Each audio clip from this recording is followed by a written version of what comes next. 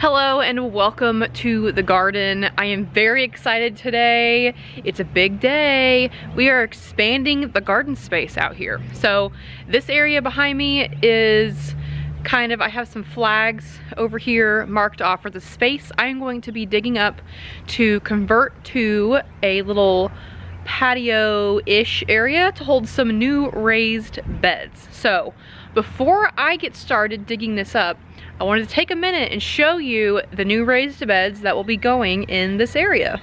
So this is what they are. They are the Keter Easy Growing raised bed. They hold 31.7 gallons per bed. I have 3 of these. They also have a self-watering feature, which is really cool. They look like this. They are about 4 feet long by about 2 feet wide. They have legs that go on them, and they look kind of like wicker on the side, which is really cool. So I'm super excited about these. My dad actually surprised me and bought these for me. So I am gonna go get my tools together and get started digging up this area. I'm just gonna be removing the sod and then putting down some landscape fabric, some mulch I have left over from last year, and a few paver stones to make a little area to hold these planters. So I'm gonna get my tools together and get started.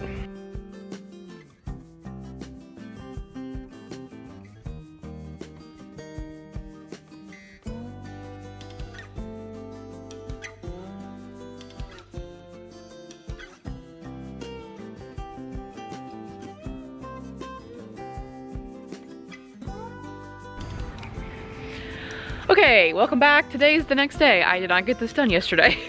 So, the goal for today is to finish getting the rest of the sod ripped up and to get the landscape fabric, the mulch, and the stone tiles put down, and then we will focus on working on getting the beds built. That should be the easy part.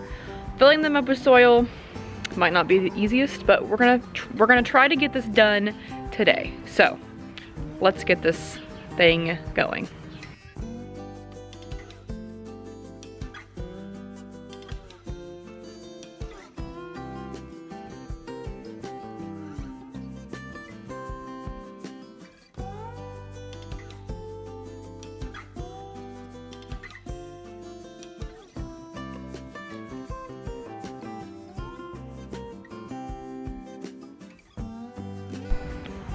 Okay, so I have my space all dug up, the sod, and the next thing we're gonna do is put down some of this landscape fabric.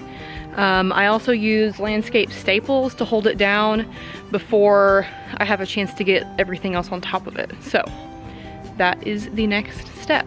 So basically what I did here is I actually used a shovel, and today I used my hory knife, and it worked beautifully to pull up the sod. And then I got my garden rake and I kind of evened the dirt out so it's not as bumpy. Okay, so I have my fabric down. This is just the plain woven landscape fabric. I buy it in a big roll at Sam's Club. And I bought a roll last year and I have not even used half of it yet. So I have my fabric down and I've stapled it down in the corners and around the edges. The next step is to build these. So I am going to build the 3 of these, put them where they're gonna go, and then I will figure out how many stones I need for this middle section. And then I'm just gonna fill the bottom underneath the planters with some mulch. I do have like a bag and a half of mulch in the garage, but I'm not quite sure if that's gonna be enough. So I may just wait on the mulch until I actually buy the mulch I'm going to use for this year. We'll see. I don't know, we'll see. I may go buy some mulch next weekend.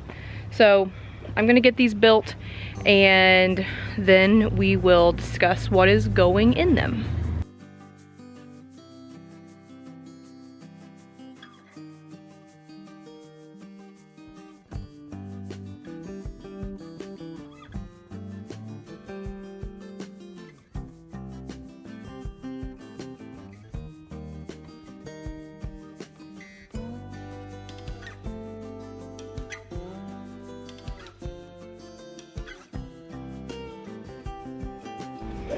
Okay, so here it is put together. That took me less than 10 minutes to put this together. Basically all you have to do is screw the legs in, put the self-watering thing in this hole, add these support braces, and then stick this little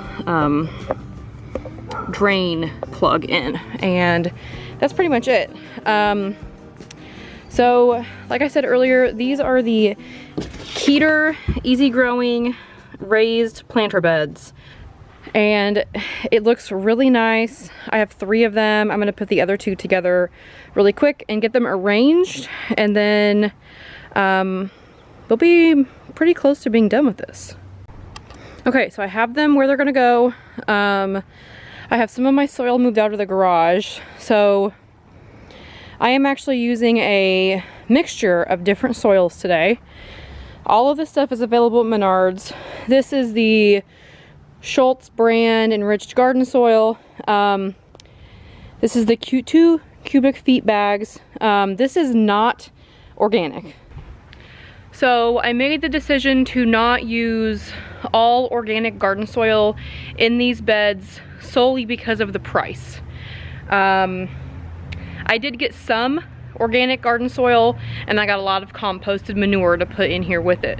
But I decided that this non-organic garden soil is going to go in the bottom of these beds, and these beds are like 18 inches deep, and so I'm not super concerned about them not being organic. These 2 cubic feet bags were $6. And this other garden soil I have, that is 1 cubic foot, was actually on clearance at Menards for $4 and like 25 cents. So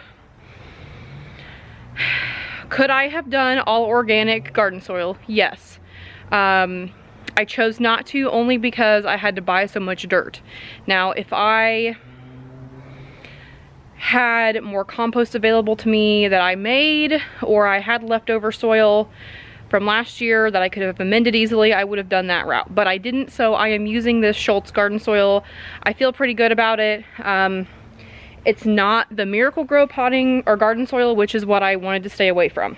So this does have plant food in it, but I looked at it, the ingredients, and they really don't look like anything too scary to me. So we're gonna go with it. The other 2 things I got, and I will show you. So the other 2 organic things I got are this Garden Safe natural and organic garden soil. This is the stuff that was on clearance. I have 3 bags of this. That's all they had left. And then I got this New Plant Life composted manure. This stuff is like $2 a bag. It's 0.75 cubic feet. So I have 6 bags of this, 3 of that, and then 2 of those big boys over there. So the plan is to just mix these. I'm gonna do a layer of this in the bottom of each, and then add a layer of this, mix them together, and then add compost to the top.